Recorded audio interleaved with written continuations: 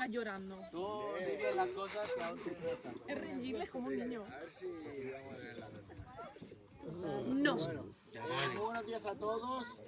¿Quién de aquí ha hecho compost alguna vez en casa? Al final hacemos compost de forma casera, ¿no? El compost se puede hacer mejor o peor. Hoy vamos a intentar saber cómo se hace el compost perfecto y ya luego cada uno que lo haga lo mejor posible. Porque antes Nacho ha dicho una frase, ¿puedes repetirla, Nacho, que creo que es muy chula? Que el peor compost es el que no se hace y el mejor compost es el que haces con lo que tienes. Al final, si estamos hablando de temas de economía circular, de sostenibilidad y demás, no tiene mucho sentido que yo vaya y me traiga un material de 300 kilómetros de donde yo estoy haciendo, ¿no? Entonces, vamos a ver que el compost tiene unas reglas, que se puede hacer mejor o peor, pero que al final la clave es que lo hagáis con lo que tengáis en casa, con los residuos que tenéis en vuestra comunidad, en vuestra ciudad, en vuestro campo incluso, ¿no? Entonces, lo primero que quiero diferenciar es entre compostaje y descomposición, ¿vale? Aquí se está descomponiendo la hierba esta, ¿no? ¿Veis aquí esta tierra así un poquito más marrón por encima de la otra, más blanca? Esto es descomposición, ¿no? Un animal se muere en la selva y ¿qué le pasa? Se descompone. Pero aquí está compostándose, no, ¿vale? El compostaje es un proceso, lo primero, controlado. El compostaje es un proceso que controla el ser humano, ¿vale? Que controla las condiciones para que se produzca. Entonces hay que diferenciar entre la descomposición, que pasa en la naturaleza de forma normal, y el compostaje, que lo hacemos nosotros. Ya nosotros modificamos las condiciones, ¿no? Además de un proceso controlado, es un proceso biológico. ¿Por qué es biológico? Microorganismos, bacterias, hongos. ¿Quién composta? Los microorganismos. Son los encargados de degradar la materia orgánica. Luego otra característica muy importante del compost es que es aeróbico. ¿Sabéis lo que quiere decir, no? El compost, por definición, se hace con oxígeno. Luego hay otras técnicas, hay bokashis y hay técnicas anaeróbicas, pero el compost como tal es un proceso aeróbico. Tienes que meter oxígeno. Entonces hemos dicho que es un proceso controlado, biológico y aeróbico. Nos falta una. El compost da un producto estable, ¿vale? Lo que ayer nos trajo Pepe para hacer el semillero, por ejemplo, a lo mejor no llegaría a ser compost. ¿Por qué? Porque aún tiene que terminar de descomponerse, ¿vale?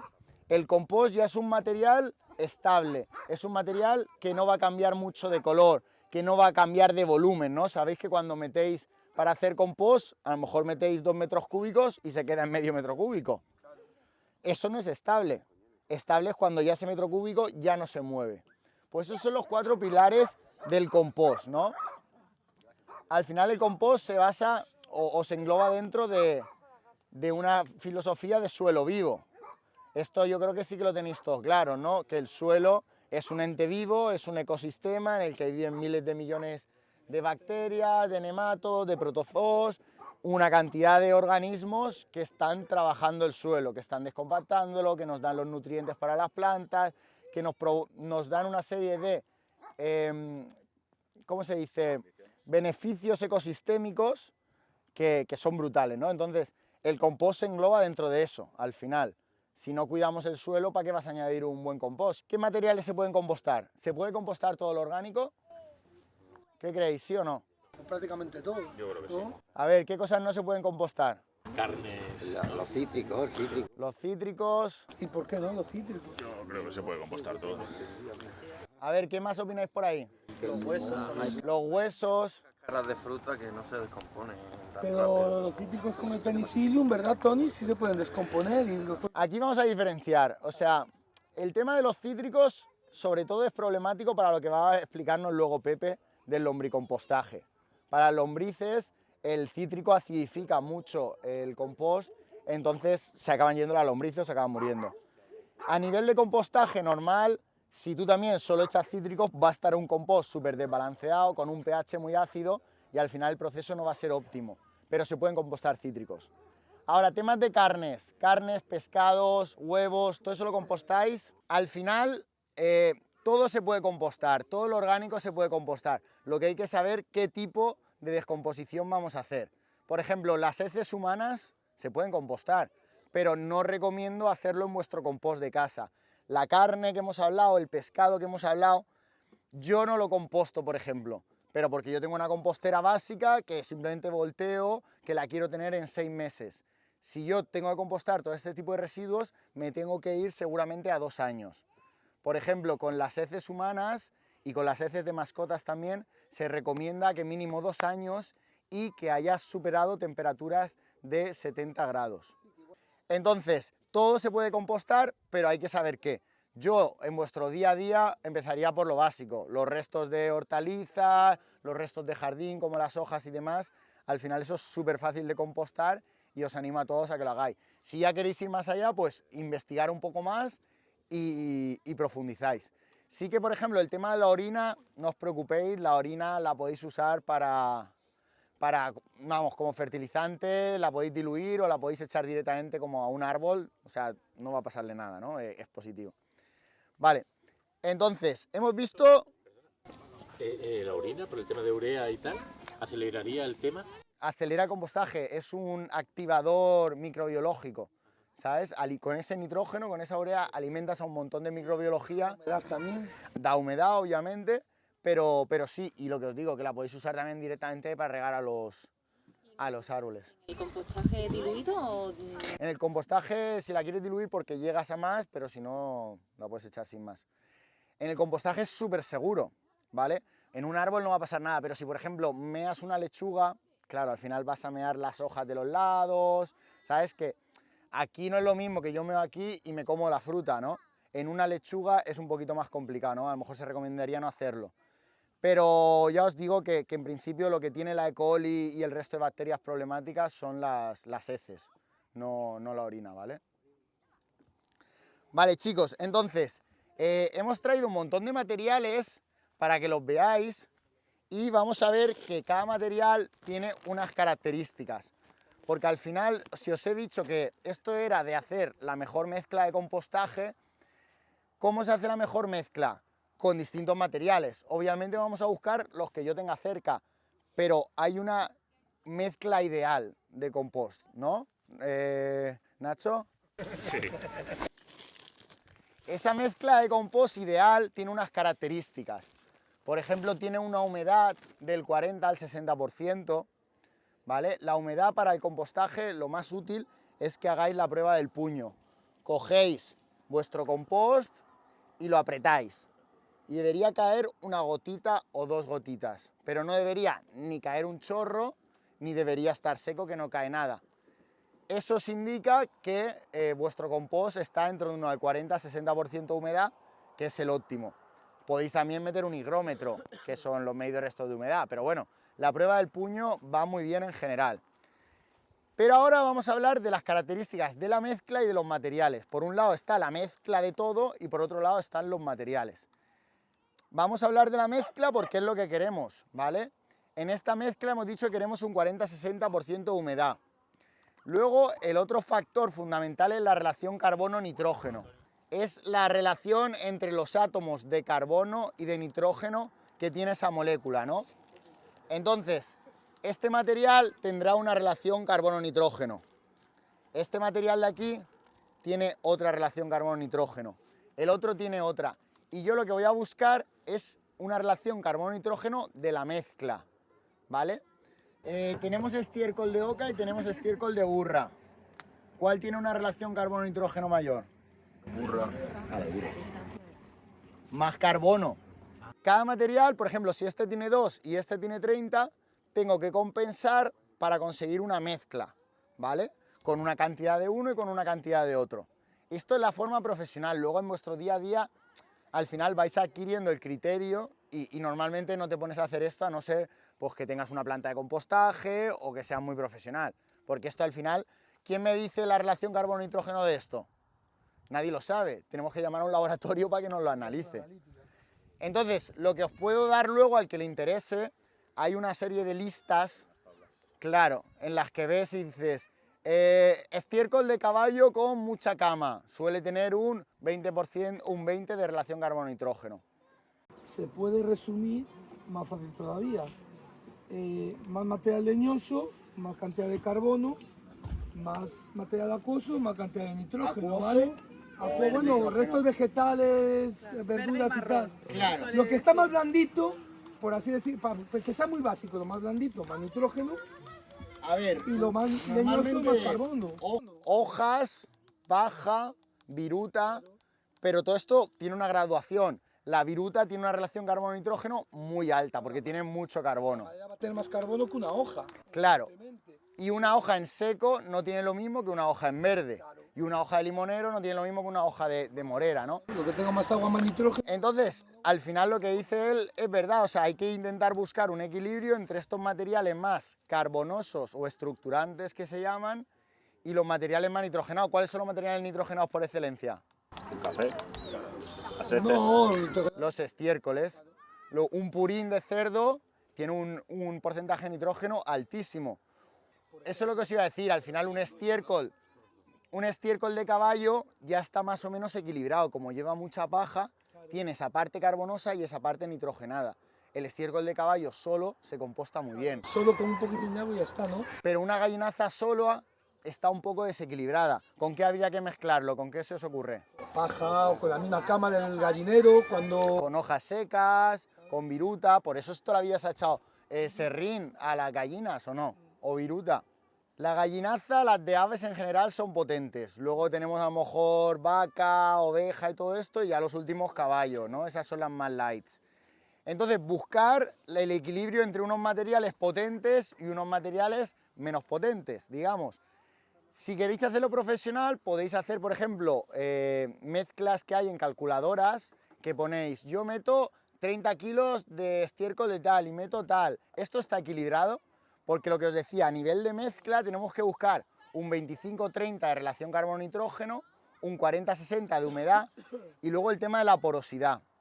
A que interesa triturar muchos materiales. Claro. ¿Por qué? Porque si yo ahora composto directamente las ramas, le va a costar. Si composto esto, ¿qué? ¿Esto se va a descomponer? ¿Cuánto tarda en descomponerse? Media vida. Nunca. Al final... Me interesa tener, normalmente lo ideal se dice que es el tamaño de partícula de 1 centímetro, ¿vale? El triturado de 1 centímetro suele ser una buena medida, pero al final otra vez depende de la mezcla, porque si yo tengo un material muy fino como el serrín, lo puedo mezclar con una gallinaza que es medio líquido y se compensa. Entonces, al final todo esto va de compensar, de tener claro cuál es el óptimo, que es entre carbono y nitrógeno, y entre todos, ya te digo, intentar llegar. Yo, si queréis, también os puedo pasar las fórmulas para que lo hagáis a mano. Se podría hacer a mano con los datos de laboratorio, unas pedazos de fórmulas en 2 páginas lo sacas, pero al final no tiene sentido. Al final tiene sentido que experimentéis y que ya vais pillando el criterio. Irás a la compostera y olerás que huele mucho a nitrógeno y dices, hostia, a esto le falta viruta, a esto le falta paja. Como hemos dicho que era un proceso controlado, ¿qué cosas se hacen sobre el compost para controlarlo? Temperatura, humedad, ¿Vale? que puedes medir fácilmente. Pero ¿qué haces tú? ¿Qué haces tú para manejar el compost? Claro. Airear y regar, principalmente, ¿vale? ¿Cuándo volteáis? ¿Vosotros cuándo volteáis? Tengo tiempo.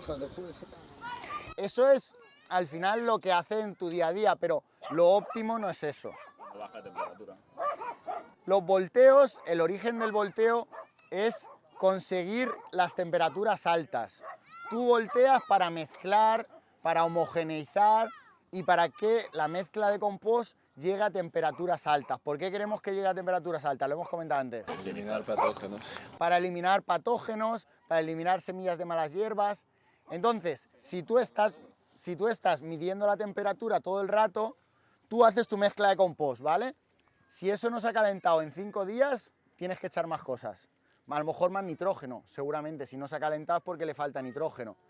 La vuelves a mezclar o le falta humedad. La humedad suele ser bastante... La humedad, ya os digo, la prueba del puño suele funcionar. Luego, eso se calienta, ¿no? Se calienta y empieza a bajar la temperatura. ¿Qué tenéis que hacer? Tenemos que volver a voltear. ¿Por qué? Porque queremos que esa temperatura se mantenga alta lo máximo posible.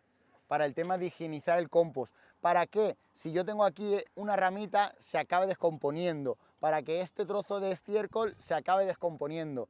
Estas temperaturas altas quiere decir que la microbiología está trabajando a tope y que estoy descomponiéndolo, ¿no? Entonces, voltear, voltear, voltear hasta que ya la temperatura no vuelve a subir. Si la temperatura no vuelve a subir, ya eso ya no se está transformando, ¿vale? Pero el objetivo de los volteos y los riegos es mantener ese proceso activo. El compostaje tiene unas gráficas que al principio sube y luego baja y ya se mantiene así medio estable, ¿no? El proceso importante del compostaje suele ser un mes. También cuando hace calor, obviamente se hace mucho antes que cuando hace frío. La microbiología va mucho más lenta, ¿vale? Entonces, al final no tenéis que voltear por voltear, es voltear para conseguir calor.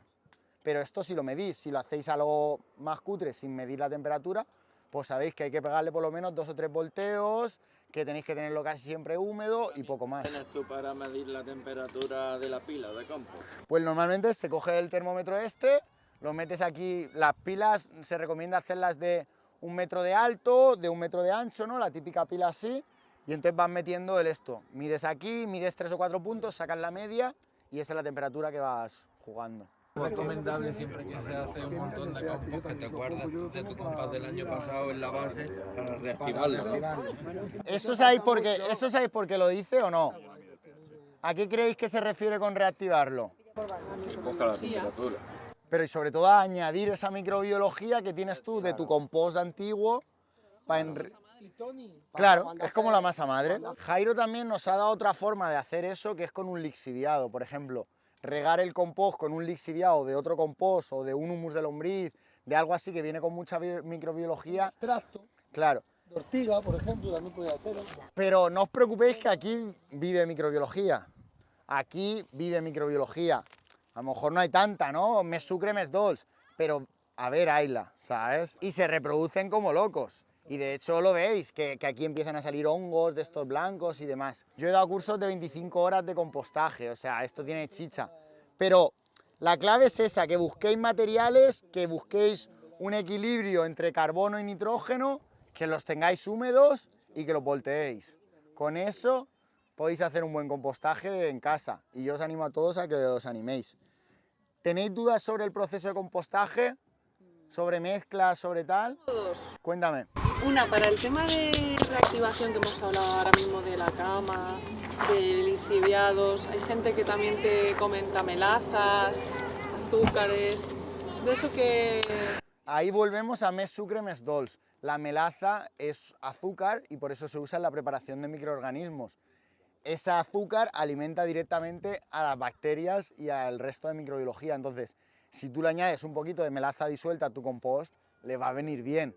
¿Que sea necesario? No, no es necesario. Y ahora queríamos enseñaros un material que es muy guay también para agricultura ecológica, para agricultura orgánica, bueno, y en general para agricultura, ¿no? Porque hasta en convencional se podría usar mucho, que es el tema del biochar. Me imagino por allí sabéis de sobra lo que es. ¿Alguien más ha hecho biochar en casa? Todavía no. El Miguel también por ahí. Pues hoy vamos a ver cómo se hace. El biochar lo que es madera normalmente, se pueden usar huesos también, y es madera carbonizada, pirolizada. Lo que hacemos es quemarlo a alta temperatura y en ausencia de oxígeno. Por eso Pepe nos ha preparado ese bidón de ahí. ¿Lo veis? El bidón protege por los laterales, es distinto a una hoguera. En una hoguera entra aire por ahí. ¿Qué pasa? Que entra solo oxígeno por la parte de arriba y por la de abajo. Que se apague la llama, ¿no? Ya no se apaga. No, no, no quieres que se apague. Ah, no quieres que se apague. Yo pensaba ¿Por qué no queréis que se apague? La llama. ¿Para qué? Para que no le entre oxígeno. Necesitamos mucha temperatura y necesitamos que no entre oxígeno, entonces necesitamos una llama densa, ¿vale? Lo más típico para hacer biochar en casa es esto, un bidoncico de estos de metal, no hace falta que tenga la abertura por bajo, puede estar cerrado por bajo, y quemar, quemar y quemar y echar mucho. Si lo tenéis un poquito más seco, mejor, que Pepe lo tiene un poco húmedo las varetas. El biochar siempre tenéis que apagarlo, ¿vale? Porque si no, como dice Pepe, se sigue consumiendo. Esto no es nutriente como tal, esto es el material que alberga los nutrientes, que alberga la microbiología, que mejora la estructura del suelo. Es un mejorador. Si lo escucháis, si queréis coger ahora y os lo ponéis aquí, suena el biochar cruje, ¿vale? La combustión va subiendo, se va amontonando el biochar y cuando tú ya tienes el bidón lleno, lo apagas. Y antes de dispersarnos, importante con el biochar, hay que enriquecerlo, chicos. El biochar es una esponja de nutrientes. Entonces, si yo meto esto directamente al suelo, puede llegar a haber un secuestro de nutrientes del suelo. ¿Qué pasa? Que tú le metes como ha dicho Pepe, o sea, Jairo, antes que hemos hablado de enriquecer el compost, metes un purín, metes un lixiviado, lo mezclas con tu propio compost, lo mezclas con tu propio humus y ya enriqueces ese biochar. Lo más fácil, en mi opinión, es mezclar esto con tu pila de compost.